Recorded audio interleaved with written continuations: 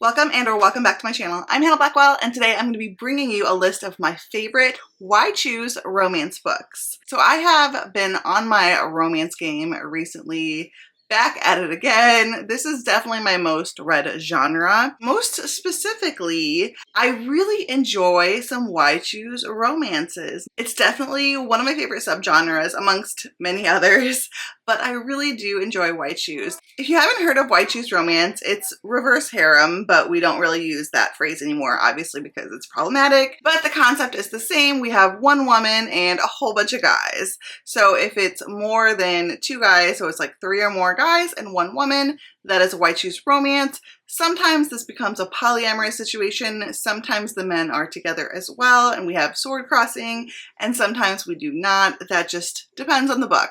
But either way, I love them all. I love them in all shapes and sizes. I love my Why Choose romance books, and I have some awesome recommendations for you if you are interested in this subgenre. If you haven't already subscribed to my channel, I'd love to have you do so. Don't forget to click the like button, comment down below, let me know if you have any awesome Why Choose romance recommendations for me. So I already have a list of my Why Choose TBR. I will link that down below in the description. Some of those have changed. I might need to do like an updated one because some of them I'm like no longer interested in just based on like some reviews and stuff, and some of them I've read, some of them I've DNF'd, and then some of them I'm still very interested in. So I don't know, I may wait a little bit longer before I update that. Okay, so let's just go ahead and get into this list. The first one I have is Not Your Damn Omega, pardon my French, and this is by Devin Sinclair. This is the first Devin Sinclair book that I've read, and now I definitely want to read more from her. I think I did have at least one other Devin Sinclair book on my Why Choose TBR, but there's a bunch that I'm very interested in. So this is an Omegaverse book. Omegaverse is kind of like a sub-genre within Why Choose. Well, it can be, and sometimes it's not Why Choose, so I guess I shouldn't say that. But anyway, there's a lot of Why Choose books that are Omegaverse. Omegaverse is like an acronym for Alpha, Beta, Omega, so it's like different roles, and I think it's kind of like based on wolves or werewolves. And yeah, there's like a different hierarchy and packs, and it's a little bit complicated, but there's also a specific trope in Omegaverse called nodding, and I'll let you look that up yourself. Anyway, so this is an Omegaverse book, and our heroine, she has this older sister who is a famous Omega actress. Like her sister's an Omega too, and she's an Omega. She is really, really famous, and so there's always paparazzi around them. Our heroine is supposed to kind of follow this certain role or image so that she doesn't mess up her sister's image. And so she's actually got a lot of baggage and trauma from that. And she's always being judged by the paparazzi. And so this has really affected her negatively. And so she really doesn't believe anyone really wants her for her. She's also an artist, which I love, but she does it under a pseudonym. So she one day goes to this Hollywood party with her sister, and she meets this guy, and she immediately thinks he smells like cupcakes. Well, she smells cupcakes at the party, and like she runs towards the cupcakes because she's hungry, and it's not cupcakes, it's this guy. And each guy, like in Omegaverse, like they have a specific scent. So she starts dating this pack, and it's just really sweet. I really loved the character development, the individual relationships in this. I really got to know each male love interest. And that's something I really like about Omegaverse, because you really get to have like different tropes within a romance, which is just something I really enjoy. So you can have like the bad boy and, you know, the guy that's kind of into maybe BDSM, and then you have like a really sweet romance, or just like some different kinds of dynamics and relationships, and I really like that. So anyway, I really like this one. This book actually made me cry multiple times. I really related to the heroine in this. I really related to some of her struggles, some of her trauma. It's just something about it kind of touched home with me, and I really, really, really loved it so much. 5 stars. I highly, highly recommend this one. If you want to try out Omegaverse, I actually think it's a really good one to try out first. I just think it's kind of like a good introduction to it. I've only read a few Omegaverses, but yeah, I really, really like this one. Highly recommend. I need to read more Devin Sinclair. The next book I have here is Dead and Stormy Night by Stephanie Holmes. This book actually inspired, back when I had a Patreon, it inspired a readathon I did for them. And I do think I will do Patreon again one day, just not today. But anyway, Dead and Stormy Night. This is like a cozy mystery why choose paranormal bookshop series. So each book in the series has a different mystery, and I really like that. So imagine like a cozy mystery series meets a why choose series, and it's super cozy and it takes place at this old bookshop. The love interests are the male characters from some famous classic literature, like Heathcliff is one of them, and Edgar Allan Poe's Raven is one of them, and he's like a shifter. And yeah, it's really cool. I really like it. Moriarty is one of them too, from Sherlock Holmes. And it's just really cool. So there's 3 love interests, I believe. So our heroine is going blind, and she has a lot of trauma because of this, and she's kind of trying to come to terms with losing her eyesight, which is totally scary. It's just really good. It's a pretty long series. I think there's at least 8 or 9 books in it. I'd like to continue on. I started the second book, softy and effed it, because sometimes I just do that. I was buddy reading this with Tiff from Tiff Talks Pages, and we need to get back into that. I need to talk to her. Tiff, we need to continue on with this series. I really had a good time with it. It's really cool because it's so unique. You don't see a lot of cozy mysteries mixed with why choose, and I thought that was a really unique way to do it. Super cozy, perfect for fall. Highly recommend. Okay, next I have Obsession by Kay Lorraine and Meg Ann. This is the first book in the May Games series. There's multiple series within the series, if that makes sense. So the first 4 books are like their whole own set of couples, like their own why choose romance, and then we follow a different heroine in the next set. And I've only read the first 4. My friend Maggie actually introduced this to me, and we did a whole May Games read along on the Hideaway with some friends, and it was a lot of fun. We all had a really good time with it. I definitely like the first 2 books better than the second 2. I definitely had my favorite characters, but this was really cool. Our heroine is having trouble basically shifting. She's not been able to shift. She's a werewolf, and she goes to this university. It's like a university, and she meets these guys. So she has a relationship, basically like a white shoes relationship, with one of the professors, and then there's a vampire. Both of them are vampires actually. And then there's her, like, who she already knew was supposed to be her mate, but she rejected him, so he was a werewolf. And then there's also a Viking god, Thor, who is actually kind of more like Loki. It was really good. It was really fun.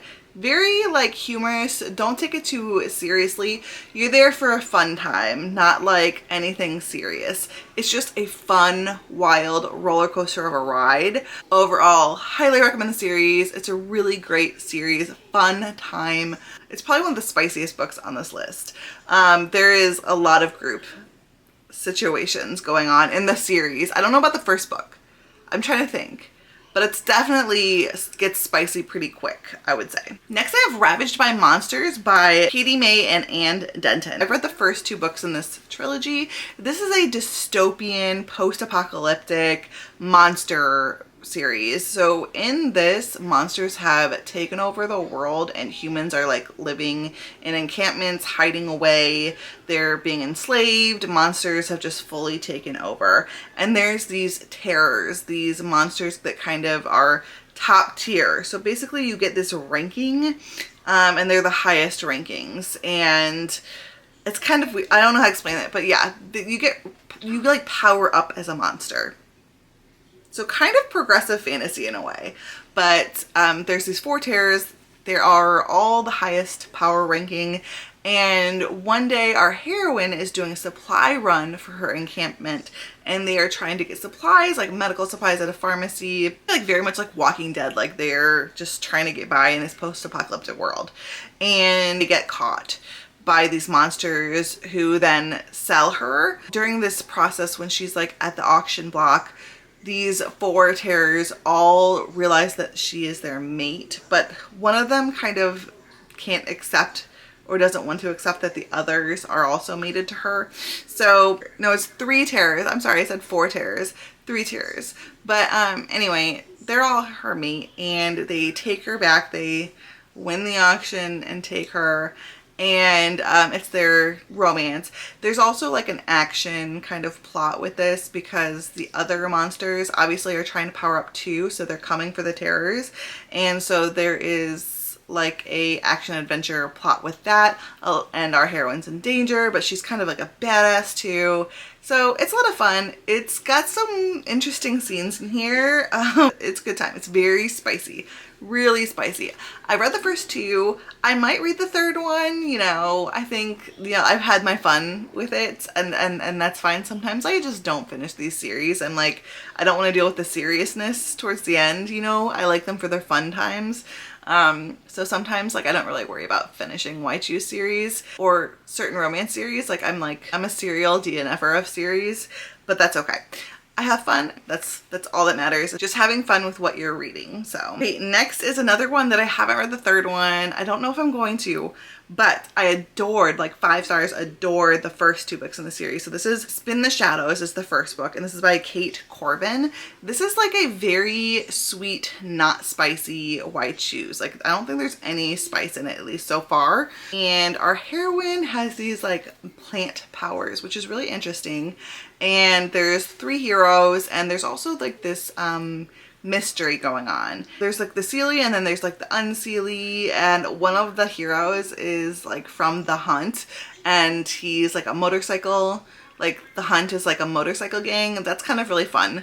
The other one's like a detective. I can't remember who the third one is, but anyway, it's been a little bit. But I really loved the first and the second book. I loved the mystery and the action and the fun, and the romances were really sweet and cute. I just felt like, I don't know, needed to progress more in the relationships physically in order for me to really feel that. Like I'm not like a huge clean romance reader. Not that clean romance can't be written well, but I also like to see that connection too. So I might continue on. I don't know, it might have been too long for me to continue on, but I highly recommend it for you because, like I said, I rated the first 2 books 5 stars. Really enjoyed them.